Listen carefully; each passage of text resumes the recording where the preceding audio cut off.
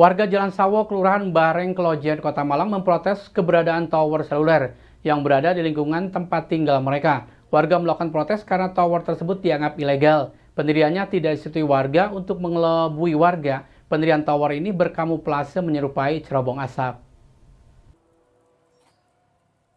Inilah Tower Base Transceiver Station atau BTS yang diprotes warga Jalan Sawo RT 10 RW 5, Kelurahan Bareng, Kecamatan Kelojen, Kota Malang. Tower tersebut dianggap ilegal karena warga tidak menyetujui pendiriannya sejak awal. Untuk mengelabui warga setempat, tower BTS milik salah satu seluler ini dibangun dengan bentuk menyerupai cerobong asap, sehingga awalnya warga tidak merasa curiga. Letak tower ini pun berada di dalam halaman rumah warga di Jalan Sawo nomor 22 yang tidak pernah dihuni karena pemilik rumah berada di luar kota. Ketua RT setempat Hari Prasetyo mengatakan awal pembangunan tower ini izinnya rumah kos, namun prakteknya ternyata tower yang kemudian ditolak warga. Warga setempat juga sudah 8 kali melaporkan tower ilegal ini sejak tahun 2013 silam. Terakhir laporan dilakukan pada awal Mei lalu. Surat resmi pun sudah dikirim ke Wali Kota Malang, DPRD, serta Satpol PP, namun tidak kunjung mendapat tanggapan. Total ada 38 KK yang tinggal di lingkungan pemukiman padat penduduk ini. Selain efek radiasi yang kerap merusak peralatan elektronik warga, mereka pun cemas karena bangunan yang membungkus tower dikhawatirkan roboh. Warga berharap pemerintah daerah segera menanggapi protes warga dengan merobohkan bangunan tersebut, karena petugas Satpol PP sendiri sempat menyegel bangunan tersebut, namun tak kunjung dirobohkan hingga saat ini. Harapan warga untuk segera dibongkar, karena ini sudah 8 tahun lebih ya kita mengajukan surat keberatan kepada Pemkot, kepada Pak Wali Kota dan jajarannya. Dan sampai detik ini belum ada tindak lanjut yang signifikan, Mas. Jadi hanya kita yang aktif, tapi mereka tidak ada solusi gitu. Ini soal apa ini Pak, yang harapannya warga ini tadi?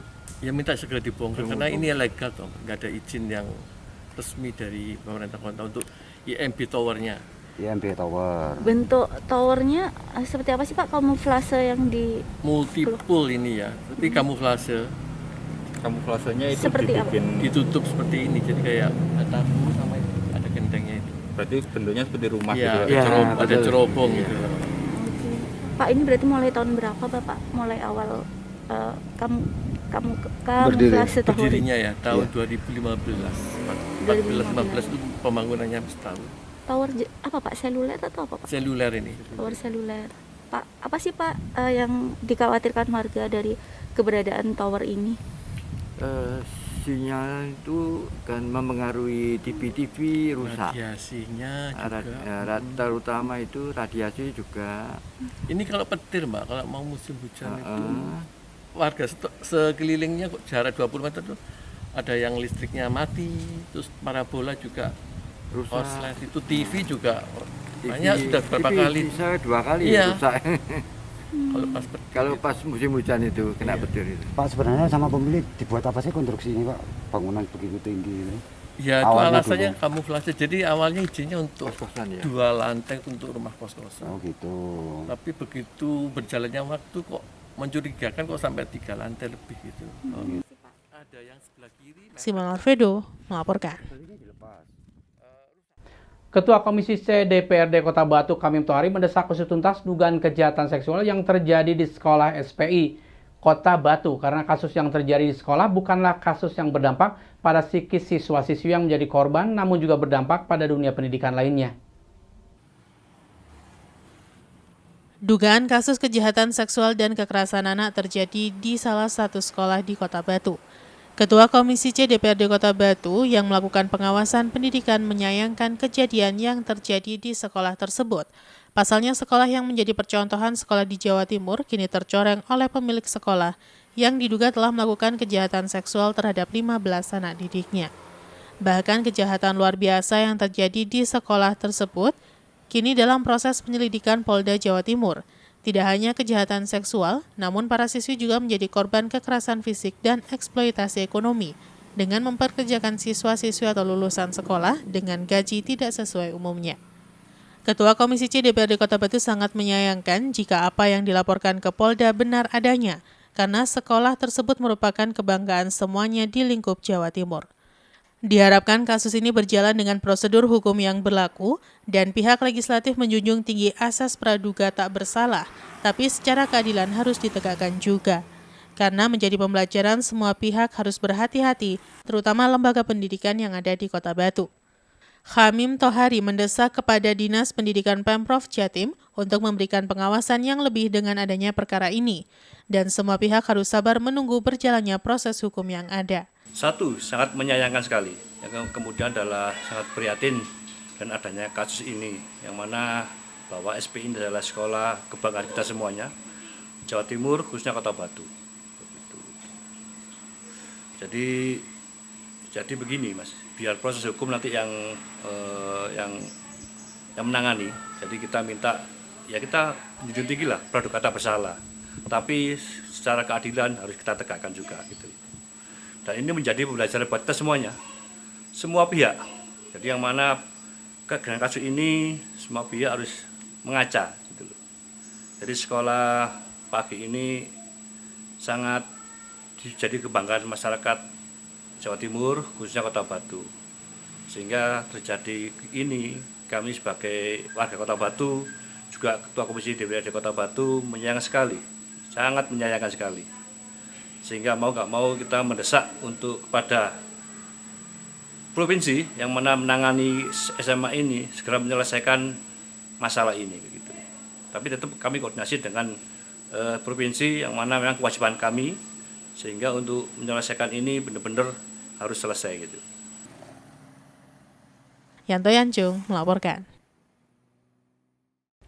Dugaan adanya kejahatan luar biasa di sekolah SPI mengejutkan Wali Kota Batu Dewanti Rumpoko. Orang nomor 1 di pemerintah Kota Batu menyebut belum bertemu korban pelecehan anak maupun pihak sekolah. Selain belum berkomunikasi dengan korban dan pihak SPI, membuatnya tidak mengetahui kebenaran dari dugaan kasus tersebut. Dugaan kejahatan seksual yang dilakukan oleh pemilik sekolah JE terjadi di sekolah ternama di Jalan Raya Pandanrejo, Kecamatan Bumiaji, Kota Batu. Peristiwa yang dialami korban tidak hanya kejahatan seksual, namun juga kekerasan fisik, hingga eksploitasi ekonomi dengan memperkerjakan anak tanpa upah sesuai umum. Kejadian yang dialami korban, diduga pelakunya tak lain adalah pemilik sekolah, bergulir dari tahun 2009 hingga tahun 2020, dengan menimpa belasan korban baik siswi yang masih duduk di bangku sekolah maupun alumni sekolah tersebut. Wali Kota Batu Dewanti Rumpoko mengaku belum bertemu dengan siapapun, sehingga belum bisa berkomentar apa-apa dan hanya bisa berdoa semoga permasalahan ini terselesaikan dengan baik. Bahkan hingga saat ini belum tahu kebenarannya karena belum bertemu dan berkomunikasi dengan korban, begitu juga dengan sekolah. Sebelumnya JE pemilik sekolah SPI Batu dilaporkan ke Polda Jatim dengan tuduhan melakukan pelecehan anak didiknya. Oleh Komnas Perlindungan Anak juga ada kekerasan fisik, kekerasan verbal lainnya, hingga eksploitasi ekonomi dengan memperkerjakan anak. Nah ini sejauh mana kebenarannya? Karena saya belum bertemu secara langsung dengan siapapun, baik dengan korban maupun pihak sekolah dan sebagainya, sehingga saya tidak bisa berkomentar apa-apa selain berdoa semoga masalah ini bisa terselesaikan dengan baik. Ya. Mungkin Anda ini ke SPI atau komunikasinya? Oh iya, ya jelas. Karena begini, dari kemarin kita ngobrol, saya ke Pak Sirait belum bisa nembus, ke korban yang melapor juga belum boleh bertemu karena masih dalam perlindungan. Ke Sekolah Selamat Pagi Indonesia mungkin hari ini karena kemarin masih libur, kemudian juga mereka masih dalam ada tugas ke luar kota, sehingga belum sama sekali bisa ketemu. Mudah-mudahan hari ini saya bisa ketemu dan bisa berkomunikasi. Yanto Yanjung melaporkan. Terima kasih Anda masih bersama kami Info 7 Malang Raya. Diduga banyak petani panen bawang merah berdampak pada turunnya harga jual. Saat ini harga jual bawang merah kering di tingkat petani untuk kualitas super di kisaran 15 ribuan per kilogram, jauh dibandingkan pada tahun lalu yang mencapai Rp30.000 per kilogram. Para petani bawang merah hanya bisa pasrah dengan turunnya harga jual bawang merah kering. Turunnya harga ini diduga karena banyak petani panen dan di beberapa sentra penghasil bawang merah berlangsung panen raya, salah satunya di wilayah Brebes, Jawa Tengah. Turunnya harga ini lumayan drastis jika dibandingkan dengan harga jual periode yang sama, yaitu pada kemarau tahun lalu yang berada di kisaran Rp30.000 per kilogramnya. dengan harga jual 13 sampai 15 ribuan per kilogram. Untuk kualitas super dan kualitas biasa di kisaran 10.000, belum menggembirakan para petani karena hasil yang didapat masuk kategori tipis keuntungan karena biaya yang dikeluarkan juga besar, mulai dari bibit, tenaga kerja, pupuk, dan obat-obatan. Menurut salah seorang petani menjelaskan, petani hanya bisa menerima karena harga jual mengikuti kondisi pasar dan tidak bisa menahan lama bawang menunggu harga naik karena berat bawang sendiri akan cepat menyusut. Di lokasi kawasan lahan pertanian Gading Kulon cukup banyak petani yang menanam bawang merah dan juga panen. Diperkirakan harga bawang merah ini akan relatif stabil dalam beberapa minggu ke depan dengan catatan stok tidak melimpah di pasaran. Sekarang harga bawang kering ini berapa di tingkat petani, Pak? 13.000 itu harga rendah, Pak? Agak rendah. Harga rendah. Sejak kapan, Pak, harga turunnya, Pak? Mulai sudah saat turun ini 4 bulanan ya. 4 bulanan, Pak, ya? Pak, pernah harga tinggi berapa nih kemarin? Tahun kemarin itu mencapai 33. 33 berarti harga semakin bagus, Pak, ya? Nah, bagus. Pak, kalau sudah harga segini modal gimana? Balik apa enggak? Waduh, balik modal tok paling, Pak. Balik modal tuh, Pak. Pak, kira-kira pengaruh apa sih, Pak, kok harganya bisa sampai jatuh kayak gini? Pengaruh Kalau pandemi kan tahun lalu juga pandemi kan? Iya. Mungkin pengaruh saking banyaknya gitu ya. Memang banyak yang dari luar, Pak? Dari luar banyak. Dari mana aja biasanya, Pak? Brebes. Kualitasnya kelihatannya bagus ya, kualitas. Bagus, Pak. Berarti yang 13 yang super berarti yang bagus. Kalau yang biasa Mungkin 10.000. 10 ribuan, Pak, ya. Oke. Iwan Dikmawan melaporkan. Dukungan faktor cuaca berdampak pada cukup melimpahnya pasokan sayuran tingkat petani. Kondisi berdampak pada relatif stabilnya harga sayuran dibandingkan beberapa waktu sebelumnya, walaupun ada beberapa komoditi yang naik harga jualnya. Dukungan faktor cuaca berpengaruh pada ketersediaan sayuran siap panen di tingkat petani.